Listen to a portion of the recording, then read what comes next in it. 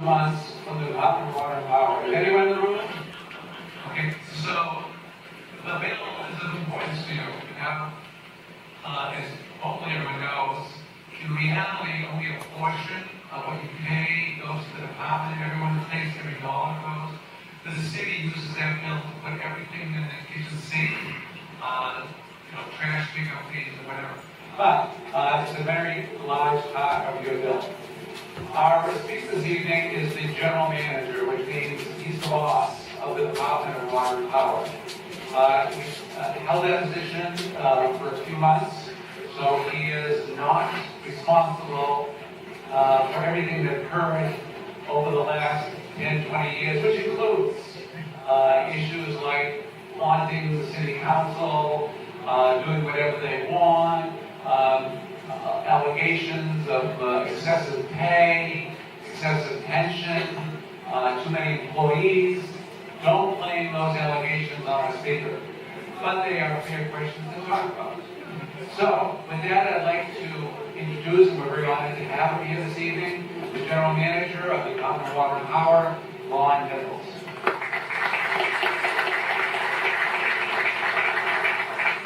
Thanks, Richard. I appreciate it very much. And in addition to not being responsible for everything that comes out of your bill, we're also not responsible for the efforts on widening the 405 or that trench collapse that happened. But probably an awful lot of other things that you might be concerned about are things that are responsibility. And I'm happy to talk about those. I'd like to start with giving an overview of some things that I understand you'd like to hear about. It's certainly something that's on the top of most people's minds and obviously on mine. And that is, what are the circumstances that we're facing that cause us to be talking about increasing rates at a time when the economy's bad and the last thing that anybody wants to see? And I've actually been here for 10 months now. Richard. All right. I've actually been here for 10 months now, and that actually outlasts some of my predecessors. But have followed Department of Water and Power my entire career. I've been in water and utility, the water and electric utility industry virtually all my whole career, all 35 years, and most of that has been in California.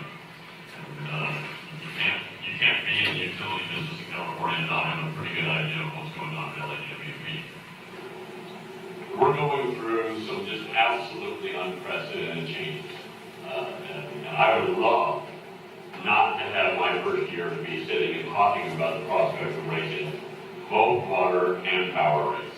If there were any way around that, I wouldn't be talking about it.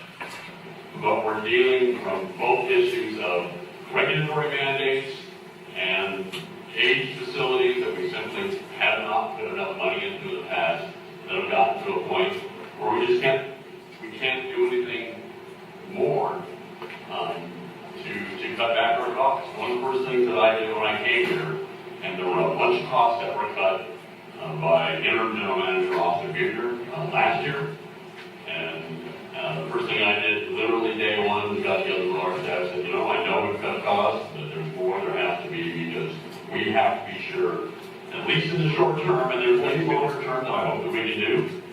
There's things longer term that when labor contracts come up, that things can be addressed and put on the table. In the short term, they can't. It's just the agreements that are out there, and it takes two to tango to change an existing agreement.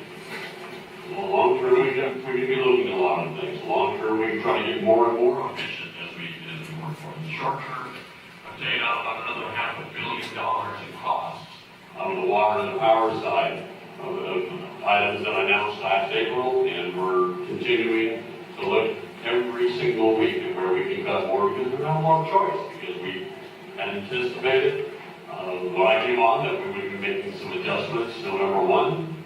November 1 is gone, and we're not there yet, and we still have the same challenges.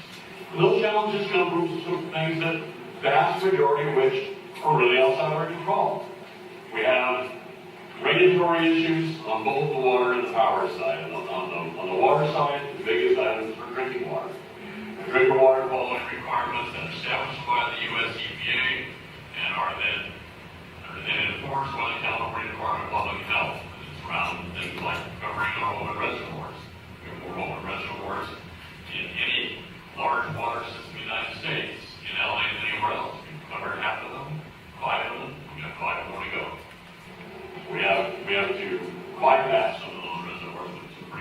piping systems. We have to treat our water differently than we used to. So we're building new water treatment plants associated with that.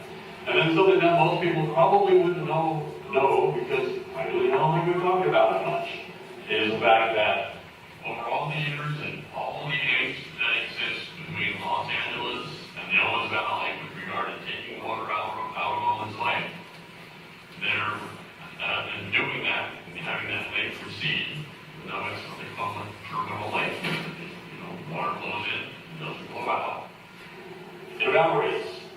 And when we take less in, as a result, there's an area around which is a very large bathtub running, and it's dust. And that dust is actually has a federal standard for air quality, not water quality, but when it blows around, it becomes something that's regulated by, again, the California EPA. And then by the State Air Resources Board, and then by our local air pollution control district. And we put half of the water that we used to take from Owens Valley, now it doesn't come to us anymore. Instead, it goes out on the lake just to cover dust. And on top of that, we've got other measures that we're doing on vegetative things and gravel. To date, the less than a decade, has spent $1 billion with a B dollars in mitigating dust. We got about 90+% of it done. We're pretty proud of what we've done up there, but it's never done. So we're right at the stage right now, we're going to the next stage of about another $150 million on that. That all ends up having to get paid by us and gets included in our water bill. So every one of those things we have negligible control over. We got one control over that, and that is we got a request for yet another 3 square miles to cover up there that we believe is above the historic lake limits. In other words, it's dust blowing off of things like sand dunes. So I'm sorry, we can't mitigate Mother Nature. So we've filed action against that to say enough is enough. Let's get our back straight. So we're trying to push back right now. Because you get a lot of people saying, you guys just taking on these regulatory stuff. You just pay. Well, we're trying not to pay if it's not our responsibility. Those things all add up to a fair amount. On top of that, we got a national water system. We have over 7,200 miles of water pipes in our system. And a bunch of them are old, some of them are around 100 years old. I don't see them. 7,200 miles. That's active work the country a few times. A lot of them are over 100 years old. We are replacing those right now at the rate of about 18 to 25 miles a year. Just do a little bit of math. 7,200 miles, 18 to 25 miles a year, about 300 to 400 years to replace them. They don't last 300 or 400 years. And that's why they're breaking. We're getting pretty darn good at fixing breaks. But we have like 3 to 4 a day. You only see the big ones that you see because that's what is newsworthy. It's an issue. It's a problem. We need to be doing more than we're doing right now at that rate, or it's going to be an even bigger problem. The rate's going to be more. We're going to have much more serious issues than we already have. That's just the water side. On the power side, we have a bunch of regulatory things, and some things that people wouldn't even have heard of if you're not in the business. One is this thing called once-through cooling. What in the world is that? We have 3 coastal natural gas-fired power plants. They're old. Some of them go back to the 50s. They're incredibly important. They're in strategic points in our system that we don't have those operating. Literally, the lights don't stay on. But they are old technology. Federal government came up with a rule to change that. Say, you can't pull ocean water out, put it into a hot power plant, and put it back in again because you suck in marine life. Little tiny fish, little larvae, and it's harming them. It is. We don't deny it. It is. Is it as much a harm as other things that happen in the ocean? I don't know. It doesn't matter. That's the law. And I'm not quite sure 100% what's supposed to happen in 2021. But for some reason, everything that we have to do has to get done by 2020. So I don't know about you. If you have plans for 2021, I might cancel them. Because we're dealing with having to get stuff done by 2020. 2020. So they wanted to have, the State Water Resource Control Board said by 2020, you have to stop using one-stream cooling. And that isn't just like saying, well, I'm not going to change my radiator in my car. This means you totally rebuild that power plant from the ground up, throw it away, tear it down, rebuild another one on top of it. And we have to do that time by time. We have 3 different sites, 9 different power plant units of different types of ages. We're going to rebuild, but we can't tear one out before we rebuild it. So we have to build one on the limited area of land that we have there, tear down another one, and build it so we have the same amount of power operating. Otherwise, we can't keep the lights on.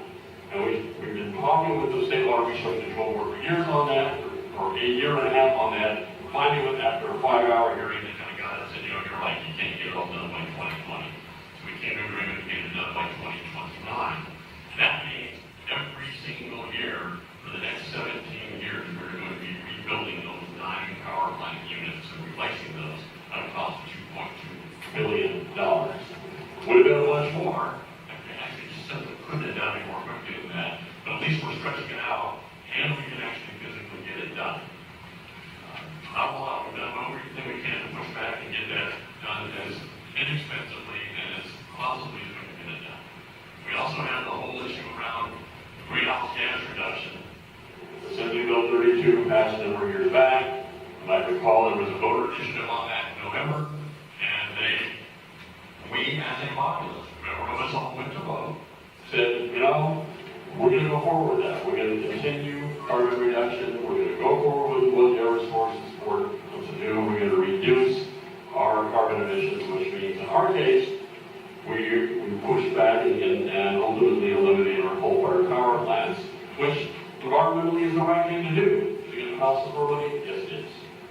We voted to do it. We have another bill that was passed back in 2006 that said you can't operate an existing coal-fired power plant beyond your existing contract obligation to it. We have one power plant in Arizona called the Navajo plant. Our contract ends in 2019. We have a bigger plant that we have rights to along with other California utilities and Utah utilities in the Intermountain Power Project. It goes until 2027. We have to be out of both of those and replace them by those dates. And we're looking at the prospect of getting out of that Navajo plant earlier because the federal government and the EPA is looking at the prospect of putting on some near-term emission control requirements on that sometime between now and 2020. And to do that, probably better get out of it before that happens. Major costs associated with that. We've talked a lot about it, we've heard a lot about it from the mayor in the past and city council. Be very favorable towards having a higher renewable portfolio standard, more renewable energy at 20% by 2010, and then higher numbers by 2020. That's no longer just a goal or a political desire or a preference. It's now the law. In April, the state passed a law that said every utility in the state of California will be at 33% by 2020. And you ramp up to get there. So it's not a choice anymore. It's law, it's a requirement. So it's a pretty clear path of what we have to do. We also have the Senate bill that was passed about the same time, years back, that said you have to put in a certain amount of money towards rebates for putting solar on people's homes. We've done that. And it's been a good thing for everybody to put on their home. They're saving money. They're saving money and they're using less, creating less carbon when that happens. It's a good thing. But it costs. It's an obligation to do. The state's plan, $30 million a year for us to do that. We've done that. We've actually accelerated beyond doing that. We've found a way to finance it that makes it cheaper